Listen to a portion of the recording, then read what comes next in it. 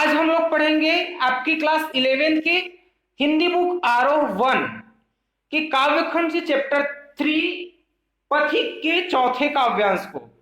हम लोग पिछली वीडियो में वीडियो के पार्ट 1, 2 और पार्ट 3 में काव्यांश 1, 2 और 3 को पढ़ चुके हैं। आज चौथे काव्यांश को पढ़ते हैं, ठीक है।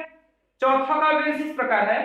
वन उपवन गिरिसान कुंज में मेघ बरस पड़ते हैं, मेरा आत्म प्रलय होता है, नयन नीर झड़ते हैं। पढ़ो लहर तट तृण तरु गिरी नभ किरण जलद पर प्यारी, लिखी हुई है यह मधुर कहानी विश्व विमोहन हारी। कैसे मधुर मनोहर उज्जवल है यह प्रेम कहानी, जी में है अक्षर बन इसके बनु विश्व की बानी। स्थिर पवित्र आनंद प्रवाहित सदा शांति सुखकर है, आहा प्रेम का राज्य परम सुंदर अतिशय सुंदर है। ठीक है, तो इसका प्रसंग लिखना चाहे तो इसमें हम प्रसंग में लिख सकते हैं कि प्रस्तुत पद्यांश में कविवर रामनरेश त्रिपाठी जी ने पथिक बन करके प्रकृति के प्रति अपना प्रेम व्यक्त किया है। ठीक है, अब इसमें इसका भाव देते हैं। वन वन मतलब होता है जंगल, उपवन मतलब बाग बगीचा, गिरी मतलब पर्वत, सानु मतलब समतल भूमि, कुंज मतलब झाड़ियां, झाड़ी होते हैं ना, छोटी छोटी जो पेड़ पौधे होते हैं ना, वो जो उसको झाड़ी बोलते हैं, में मेघ बरस पड़ते हैं। ठीक है, तो इसको कवि बोल रहा है कि इस प्रकृति में इतनी सुंदरता है, ये प्रकृति जो है इतना ज्यादा मनोहर है कि जो वर्षा भी है ना, जो बादल है, इनकी जो सुंदरता को देख करके बरस पड़ते हैं।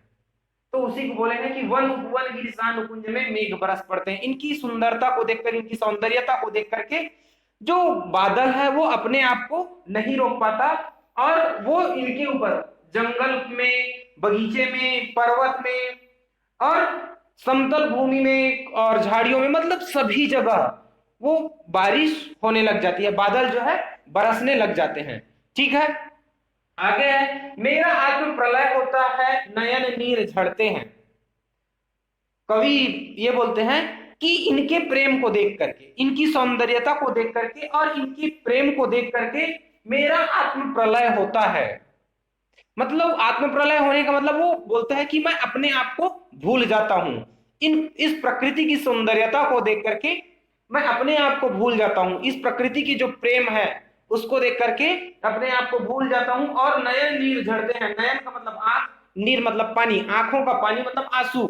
और जब मैं इस अपने आप को भूल जाता हूं और इस प्रकृति की सौंदर्यता को देखता हूं तो मेरे आंखों से आंसू निकलने शुरू हो जाते हैं। ठीक है, पढ़ो लहर तट तृण तरु गिरि नभ किरण जलद पर प्यारी, लिखी हुई यह मधुर कहानी विश्व विमोहन हारी।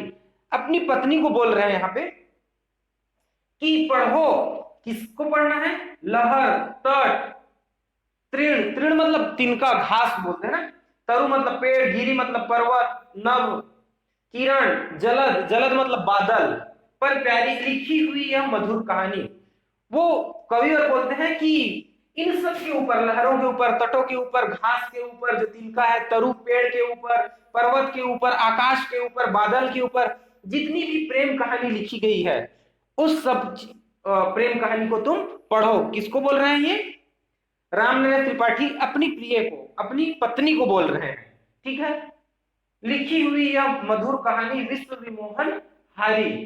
ठीक है, विश्व विमोहन हारी का मतलब होता है विश्व जो संसार, विमोहन हारी मतलब मोहित करने वाले, मुग्ध करने वाला, मतलब संसार को मुग्ध करने वाला। ठीक है, इसकी कहानी जो है कैसी है? विश्व को मुग्ध करने वाली है, इस संसार को मुग्ध करने वाली है। इस कहानी को तुम पढ़ो।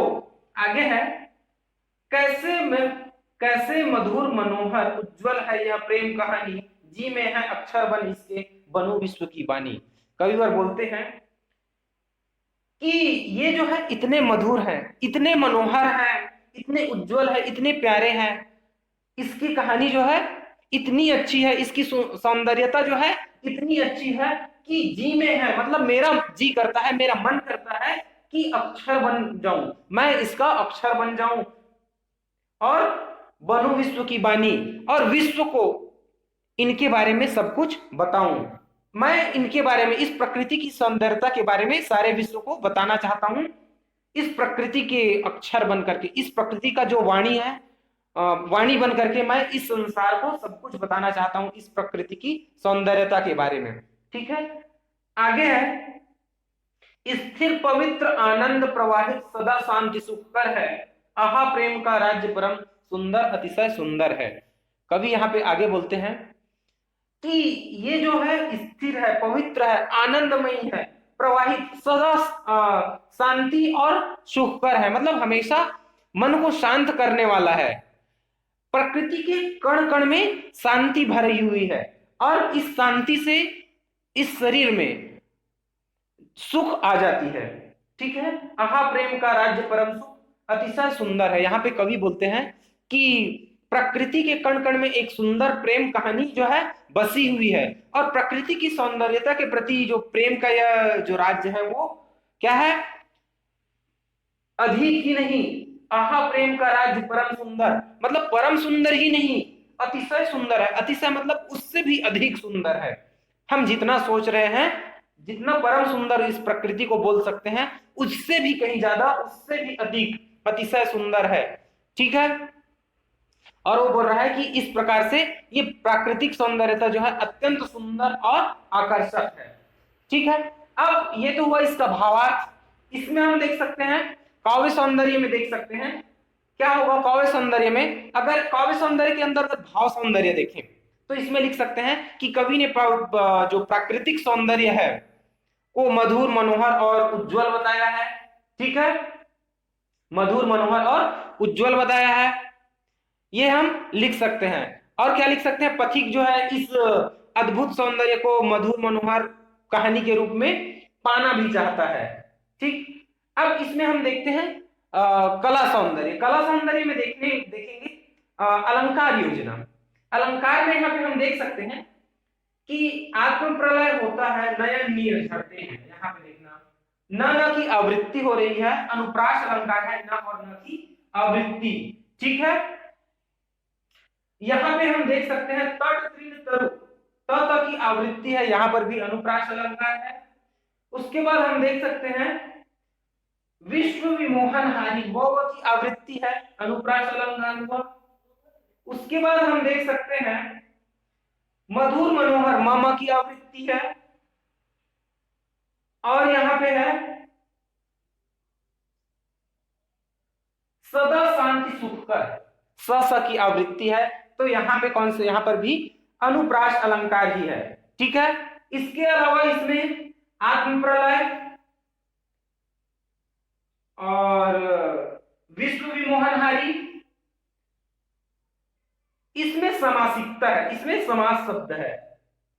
अब देखते हैं इस प्रश्न में इस पद्यांश में किस प्रकार से क्वेश्चन पूछे जा सकते हैं। ठीक है, तो इसमें पहला क्वेश्चन बन सकता है कि पथिक की आंखों से आंसू क्यों बहने लग जाते हैं।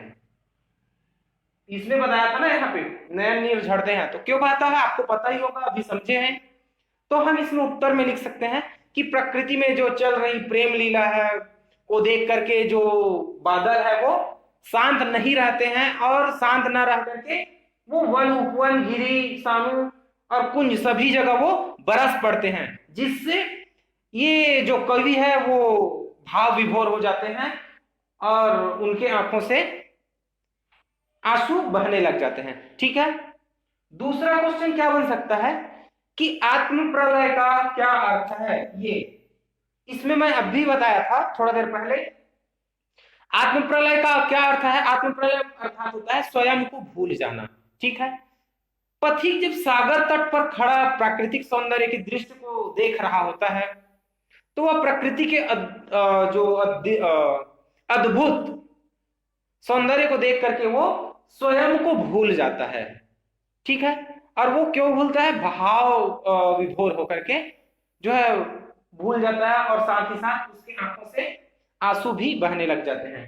ठीक है, तीसरा क्वेश्चन इसमें ये बन सकता है कि प्रकृति की प्रेम कहानी का क्या स्वरूप है। तो इसमें हम लिख सकते हैं कि सूर्य, समुद्र, जो है यह प्राकृतिक प्रेम कहानी अत्यंत मधुर, मनोहर और उज्जवल है।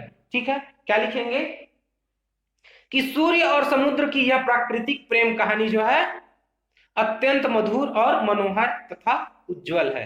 ठीक है, जो शुरू के काव्यांश से पढ़ना स्टार्ट किया तब बताया था ना कि जो आसमान है और नीचे में सागर है, उस दोनों के बीच में ये बादल है, उस बादल में बैठ करके विचरण करना चाहता है, तो इन दोनों के बीच में जो प्रेम है उसी को यहाँ पे बताया गया है। ठीक है, चौथा क्वेश्चन इसमें आ सकता है कि पथिक की क्या मनोकामना है।